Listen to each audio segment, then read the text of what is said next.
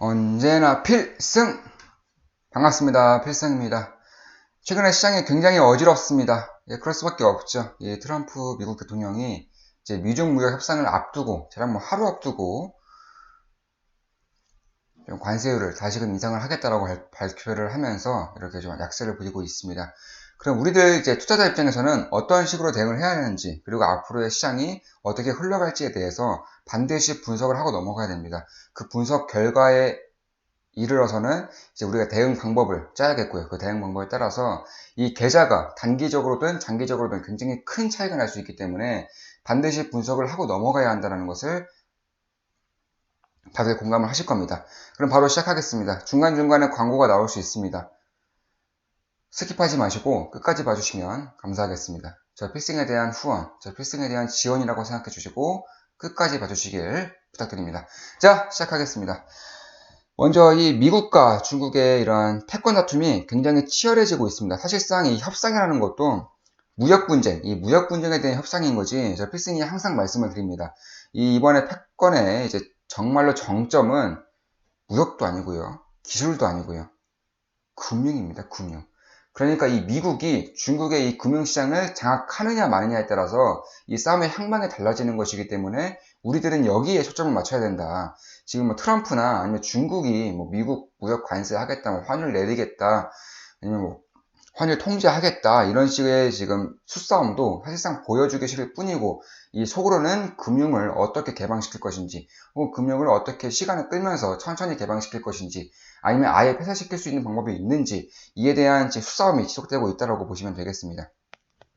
만약에 미국이 성공한다면, 미국이 이긴다면은 지금의 한국이라던가 일본처럼 미국의 금융, 이 외국인이 사면은 증시는 오르고 외국인이 팔면은 증시는 내리고, 또한 세계 경제가 호황일 때는 부동산이 오르고 세계 경제가 악화일 때, 그러니까 악재가 좀 쌓일 때는 부동산이 내리고, 이런 식의 흐름이 이제 펼쳐질 것입니다. 그런 것을 이제 미국이 원하는 것이고요. 중국은 당연히 그런 것을 원하지 않겠죠. 더군다나 우리처럼 이제 민주주의가 아니라 공산주의이기 때문에 그렇게 외자가 흔들리게 되면은 그 당에 대한 권위성이 완전히 무너져 버리게 될 수 있습니다. 따라서 중국은 필사적으로 막을 수밖에 없는 그런 상황이다. 따라서 이번 무역 전쟁, 이번에 미국과 중국의 패권 다툼은 오래 갈 것이다. 무역 협상이 진행되고 있다 만다, 이거는 정말 잔파도일 뿐이고 정말 오래 갈 것이고, 트럼프도 그것을 알고 있기 때문에 재선을 반드시 성공해서 미국 패권 다툼을 승리로 이끌려고 할 것이고요. 승리로 이끌면서 가장 위대한 미국 대통령으로 남기 위해서 정말로 노력을 하지 않을까, 이렇게 보고 있습니다.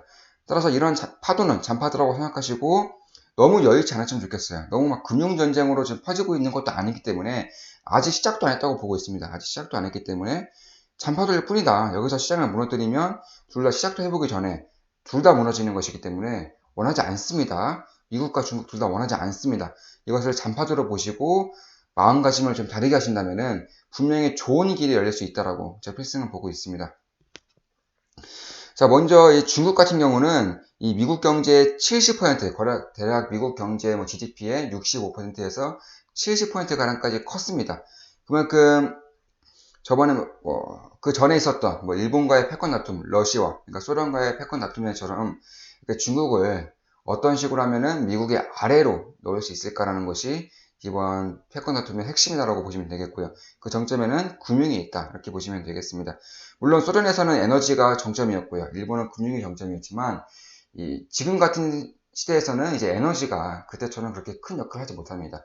특히 소련 같은 경우는 GDP의 거의 과반수 이상이 70%가량이 이제 에너지 수출을 먹고 사는 국가였기 때문에 에너지 가격을 폭락시킨다면은 소련은 이제 언제든지 무너질 수 있는 상황이었습니다.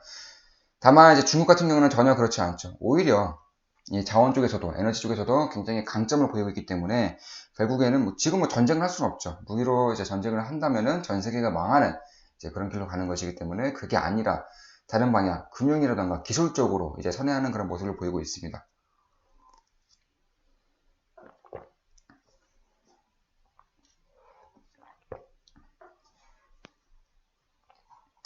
따라서 이 미국과 중국의 이번 무역 협상이 어떤 식으로 진행될 것인지 물론 중요하지만 잔파도로 생각하시고, 다만 이것에 대한 분석은 반드시 필요하기 때문에 분석을 좀 해드리고자 합니다.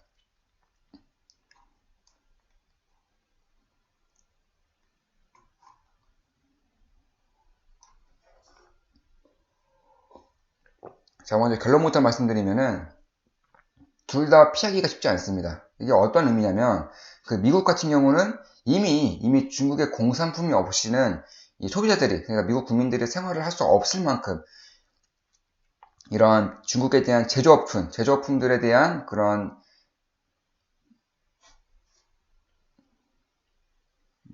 쉽게 말해서 뭐 제조업에 이제 제조업이 없으면, 중국의 공산품이 없으면은 살기 힘들 정도로 이렇게 의지를 하고 있는 것이고요.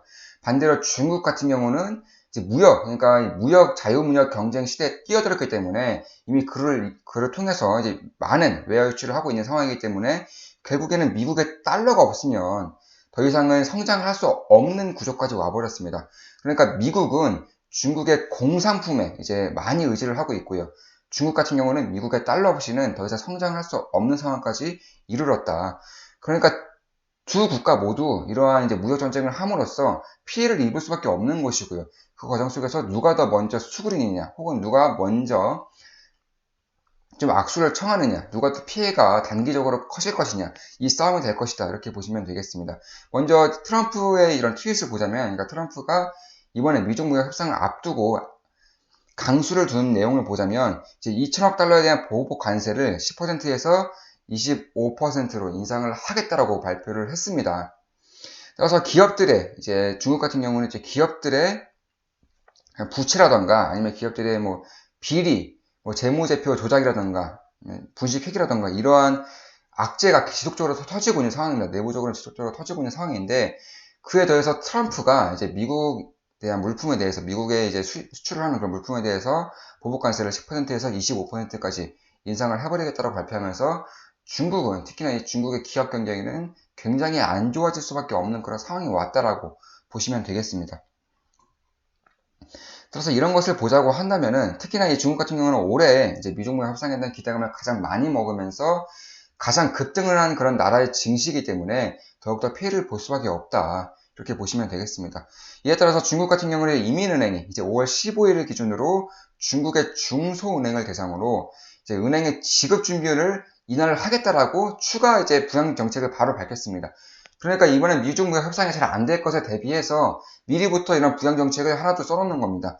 중소은행에 대한 지급 준비율을 인하시켰기 때문에 다음은 대형은행입니다. 그만큼 이번에 유동성을 다시 한 번 더 품으로써 이번엔 증시 폭락을 어떻게든 상회시키겠다, 이렇게 보시면 되겠습니다. 그만큼 지금의 이제 미중 무역 협상 같은 경우에도 그다지 쉽게 넘어갈 수 있는 사안이라고 보지는 않는다는 것입니다. 미국도 중국도 마찬가지입니다. 특히나 이 중국 같은 경우는 이제 PMI를 보자면은, 이제 PMI를 봐도 아실 수 있겠지만 조금씩 올해 들어서 회복 기미를 보이고 있었기 때문에, 특히 이러한 회복 기미를 보이는 와중에 이렇게 한 대 얻어맞게 되면은 더 피해가 클 수 있다, 이렇게 보시면 되겠습니다. 이게 서비스 PMI 같은 경우는 54.5가 나왔죠. 이거는 대략 한 5년 동안 최고치라고 보실 수가 있겠습니다. 대략 제조업 PMI도 50.2로 나왔기 때문에 50을 상회하는 제조업 지수도 나왔기 때문에 역시나 회복 국면이다. 그러니까 작년까지만 해도 하락을 하다가 올해부터 회복을 하고 있었는데 다시금 트럼프가 강수를 두면서 한 대를 때려버린 것이다. 이에 따라서 중국은 피해를 받을 수밖에 없는 상황에 이르렀다라고 보시면 되겠습니다. 다만 미국은 그렇다면 피해가 없느냐? 미국도 마찬가지입니다. 이 미중의 이제 미중 무역 전쟁, 그러니까 2018년 이제 7월 이후로 이제 보복관세 전쟁이 시작되었죠. 7월부터 보복관세가 시작되었는데, 이때 중국에 대한 이제 대미 수출이죠. 그러니까 미국의 수출 증가율을 보면은 오히려 증가하기는커녕 4% 정도 감소했습니다. 그리고 미국의 대중 수출은 18%가 줄어들었습니다. 그만큼 이제 대미 무역 흑자도 줄어들지가 않았을 뿐더러 오히려 대미 무역 흑자에 대한 적자가 16%가 증가를 해버렸다. 그러니까 이번에 관세 보복 정책가 더 이상 미국 경제에는 도움이 되지 않는다라고 이미 작년 데이터를 통해서 나왔고요. 올해까지도 나오고 있는데, 그래서 관세 보복을 더 때려버린다면은 미국 경제에서도 더 이상 흑자가 늘어나지 않고 적자가 더 쌓이는 등의 그런 좋지 않은 결과가 나오는 것이 거의 확실시 된다라고 보시면 되겠습니다. 그만큼 중국의 제조업 경쟁력이 굉장히 뛰어나다는 것이고, 반대로 미국은 중국의 공산품, 중국의 제조품이 없으면은 더 이상 소비를 영위하지 못하는 수준까지 와버렸다고 보시면 되겠습니다. 따라서 이번에 미중 무역 협상은 타결을 시키면서 보복 무역 전쟁, 이제 무역 전쟁을 다시 원상태로 돌리자라고 하는 것이 바로 이 무역 전쟁에 대한, 그러니까 타결에 대한 핵심입니다. 다만 이제 미국 같은 경우는 중국에 이제 중국이 이행을 하지 않고 있다. 그러니까 그 전까지 협상을 나갔던 그런 행동들을 보이고 있지 않고 있다라고 보이면서 보복 관세를 오히려 올리겠다라고 이제 모션을 취하고 있습니다. 사실상 이 제조업 국면, 그러니까 무역 전쟁을 통해서는 미국은 중국을 이길 수가 없습니다. 사실상 이 중국 같은 경우는 세계 최고 수준의 이제 제조업 기술력을 가지고 있고요. 또한 반대로 인건비는 미국에 비해서 3분의 1 이상 저렴하기 때문에 미국은 중국을 이길 수가 없는 것이고요. 다만 그렇기 때문에 무역 전쟁을 계속 지속한다고 해서 미국에 도움될 것이 없습니다. 미국이 이번 무역 전쟁에서, 그러니까 이번 패권 다툼에서 이익을 얻으려면은 무역 전쟁을 한 번 더 타결을 시키면서, 혹은 무역 전쟁을 어느 정도 마무리시키면서 기술 전쟁, 금융 전쟁으로 이끌어 나가야지만 미국에서 유리해지는 그런 입장이 되는 것인데, 이런 무역 전쟁을 더 끌고 나가겠다, 그러니까 무역 전쟁을 더 확대시키겠다라고 하는 것은 이 트럼프에 대한 그런 트럼프의 다음 재선 정책에 있기 때문에 이렇게 보고 있습니다. 그러니까 무역 전쟁을 타결을 시켜버린다면은 당장 내년 11월에 있을 재선에 대한 그런 모멘텀이 줄어드는 것이다. 그러니까 아직은 시간이 너무 많이 남았기 때문에 미국에 당장 조금 손해를 좀 끼치더라도, 그러니까 미국의 손해율이 더 커지더라도 여전히 경제 성장률을 견고하고요. 미국의 고용률은 사상 최대치에 실업률은 사상 최저치입니다. 그렇다고 뭐 인플레이션이 일어나는 것도 아니죠. 그만큼 골디락스 형세가 있기 때문에 미국은 조금 더 시간을 끌어도, 조금 더 무역 전쟁을 확전시켜도 어느 정도 버틸 수 있다고 판단을 하는 것 같습니다. 다만 이런 무역 전쟁을 계속 지속시킬 수는 없을 것이고요. 올해 연말, 내년까지 가면서는 이제 이런 정책을, 무역 전쟁을 타결시키고요. 대선을 준비하면서 서서히 기술 전쟁과 금융 전쟁을 준비할 것이다라고 제 필승은 보고 있습니다. 그렇기 때문에 이러한 무역 전쟁에 대한 확전은 잔파 돌릴 뿐이지 이걸로 막 끝내버리겠다, 뭐 미국, 중국 둘 다 뭐 완전히 나락으로 빠져버리겠다, 이러한 그 시각을 가지지 않는 것이 좀 낫지 않을까, 이렇게 보고 있습니다. 물론 참고사항입니다.